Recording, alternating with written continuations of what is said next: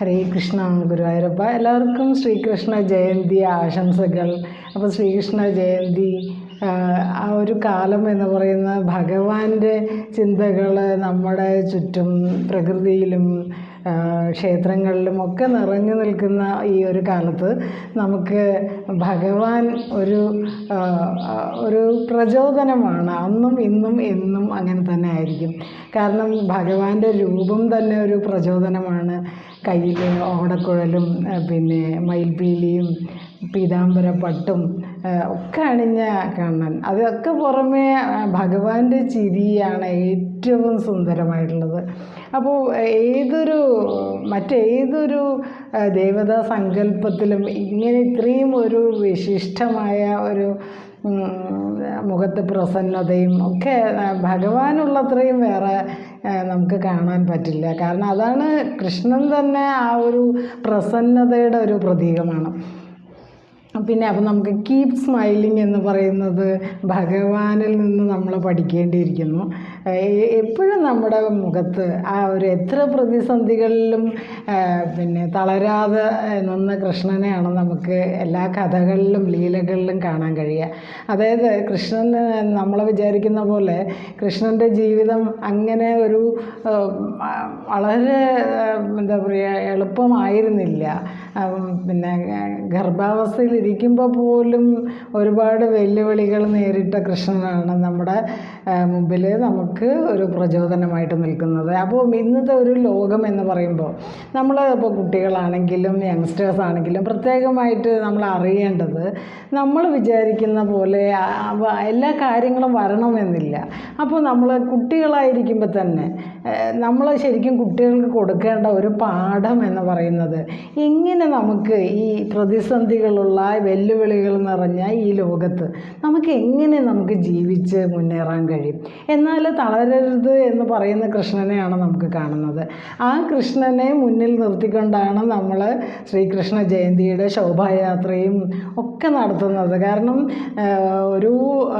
ഒരു നഗരം മുഴുവൻ ഉണ്ണിക്കണ്ണന്മാരും കൃഷ്ണൻ്റെ ലീലകളും നിറഞ്ഞു നിൽക്കുന്ന ആ ഒരു ശോഭയാത്രയൊക്കെയാണ് നമ്മൾ ശ്രീകൃഷ്ണ ജയന്തി ദിനത്തിൽ കാണുക.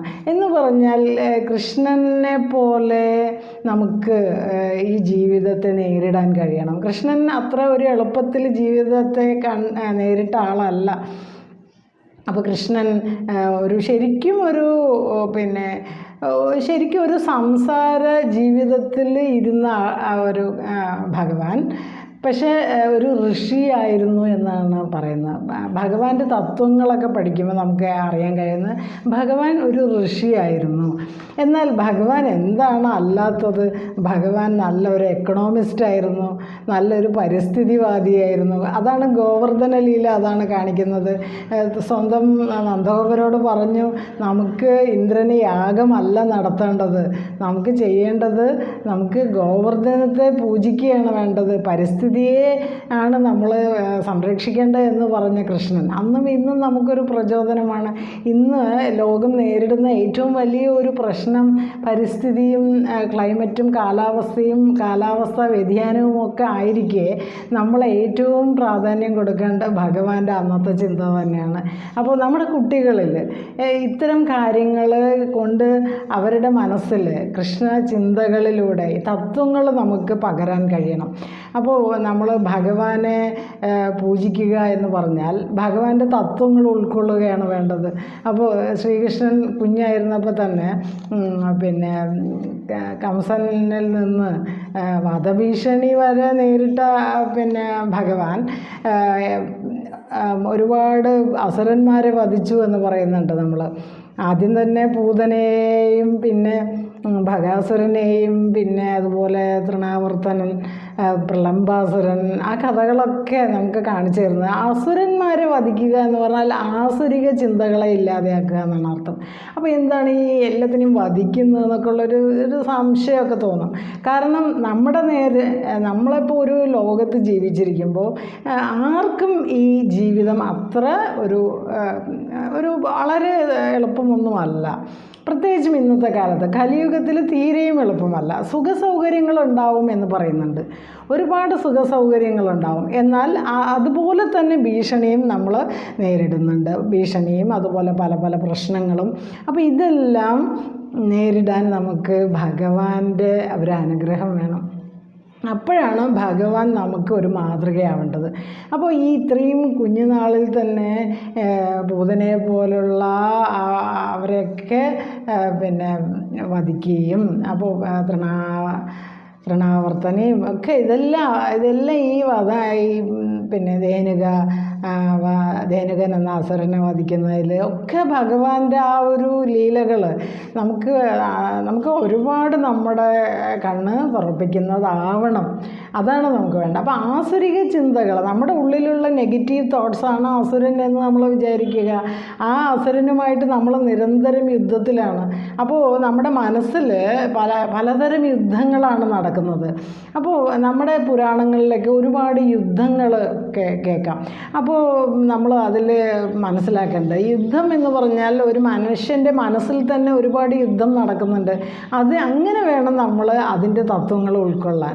അപ്പോൾ നമ്മുടെ കുട്ടികൾ നമ്മുടെ പുരാണങ്ങളൊക്കെ വായിക്കുമ്പോൾ എന്താ ഇതിലേക്ക് ഇത്രയും യുദ്ധവും പല പല അസുരന്മാരെയൊക്കെ വധിക്കുന്നത് എന്ന് പറയുമ്പോൾ നമ്മൾ അതിൻ്റെ തത്വം ഉൾക്കൊള്ളേണ്ടത് ഇങ്ങനെയാണ്. നമ്മുടെ ഉള്ളിൽ നിരന്തരം യുദ്ധം നടക്കുകയല്ലേ, അതിൽ നിന്ന് നമ്മൾ നെഗറ്റീവ് തോട്ട്സിനെ വധിക്കുന്നു, അസുരനെ വധിക്കുന്നു.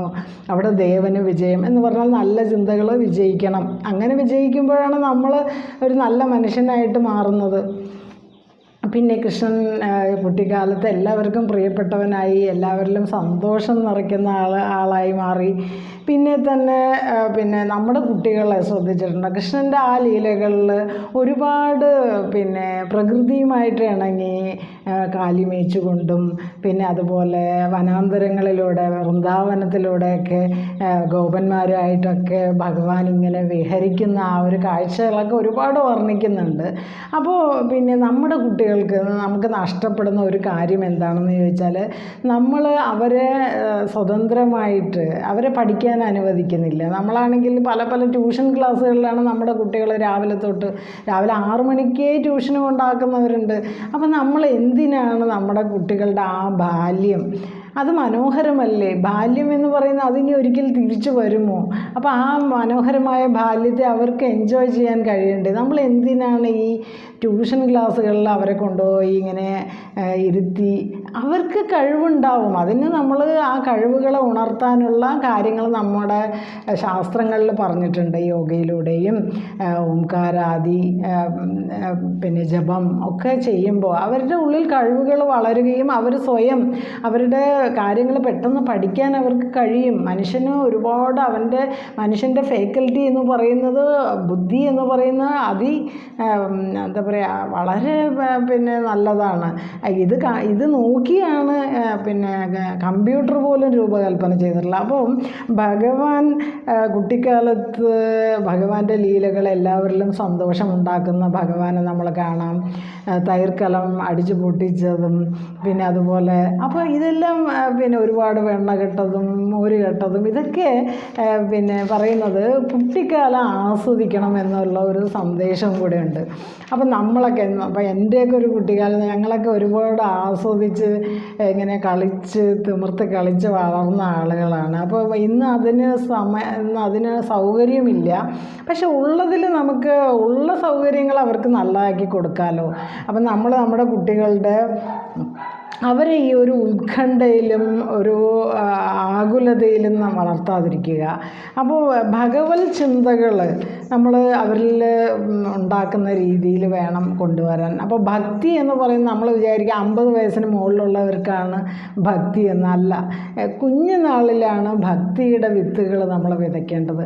അപ്പോൾ ആ ഒരു കുഞ്ഞുനാളിൽ വിതയ്ക്കുന്ന ആ ഒരു വിത്ത് അവനെ ഒരു മഹത്തായ ഒരു വ്യക്തിയായിട്ട് മാറ്റും. അപ്പോൾ ഭക്തിയുടെ കുറവാണ് ശരിക്കും ഇന്നത്തെ യുവജനത അനുഭവിക്കുന്നത്. കാരണം ഇതൊക്കെ എന്ത് ഭക്തി, അതൊക്കെ അമ്മൂമ്മയും അപ്പൂപ്പന അല്ലെങ്കിൽ അമ്മയും അച്ഛനും എൻ്റെ കാര്യം നോക്കിക്കോളും, ഞാൻ അമ്മ പോയിട്ട് പിന്നെ അർച്ചന ചെയ്താൽ എനിക്കെല്ലാം കിട്ടും, അങ്ങനെയുള്ളൊരു ധാരണ തെറ്റാണ്.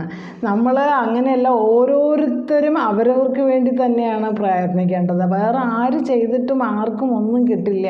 ഇപ്പം ഞാൻ പിന്നെ ആഹാരം കഴിച്ചാൽ നിങ്ങളുടെ വിശപ്പ് മാറുമോ? ഇല്ല. അപ്പം നിങ്ങൾ തന്നെ കഴിക്കണം. ഞാൻ ഉറങ്ങിയാൽ നിങ്ങളുടെ ക്ഷീണം മാറുമോ? ഇല്ല.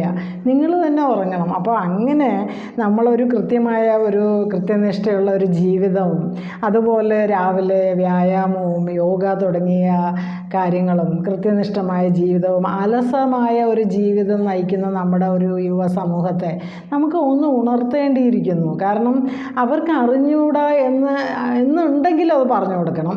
ഇനി അറിഞ്ഞിട്ടും അറിയാതിരിക്കുന്നവരാണെങ്കിൽ അത് നമുക്കൊന്നും ചെയ്യാൻ പറ്റില്ല. എന്നാലും ഇങ്ങനെ സാധനയും അനുഷ്ഠാനങ്ങളും പല പാരായണങ്ങൾക്കൊക്കെ വളരെ എഫക്റ്റ് ഉണ്ട് നമ്മുടെ ആ ഒരു ജീവിതത്തിൽ.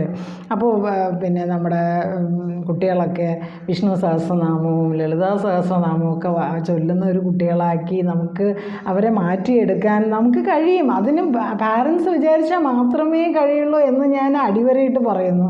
കാരണം വേറെ ആര് വിചാരിച്ചാലും നിങ്ങളുടെ മക്കൾ ശരിയാവണമെങ്കിൽ നമ്മൾ തന്നെ ശ്രമിക്കണം.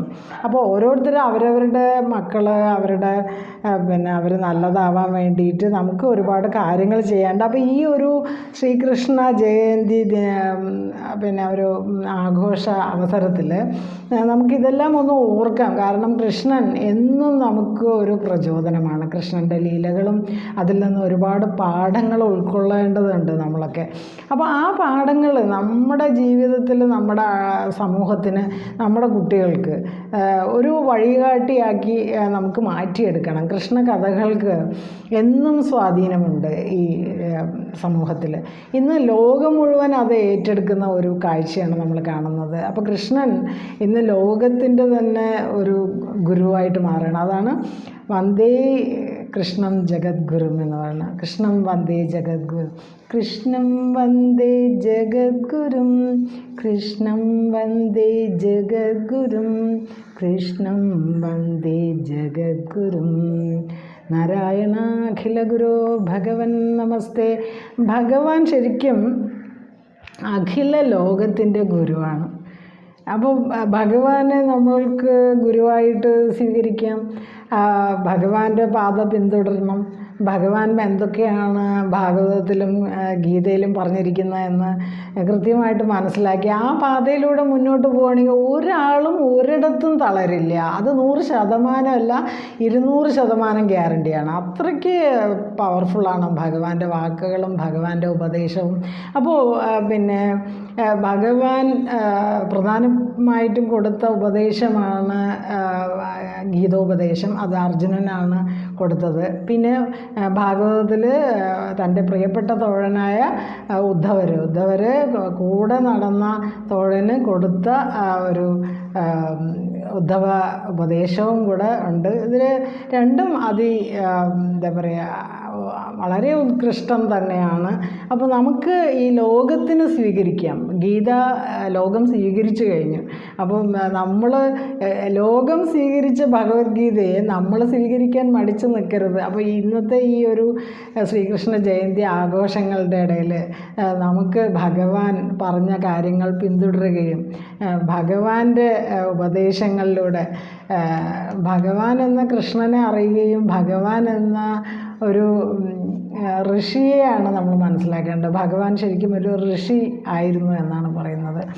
അപ്പോൾ നമ്മൾ ഉള്ളിലും പുറത്തും എല്ലായിടത്തും നിറഞ്ഞു നിൽക്കുന്ന ആ ഭഗവാൻ ഒരു ബോധമായിട്ട് തന്നെ നമ്മളിൽ നിറഞ്ഞു നിൽക്കുകയാണ്. നമ്മുടെ ചുറ്റും അകവും പുറവും തിങ്ങും മഹിമാവാർന്ന നിൻ പദം പുകഴ്ത്തുന്നു ഞങ്ങളങ്ങ് ഭഗവാനെ ജയിക്കുക എന്ന് നാരായണ ഗുരുദേവൻ പറഞ്ഞത് എന്തൊരു വലിയ സത്യമാണെന്ന് നമുക്കിവിടെ ഓർക്കാം.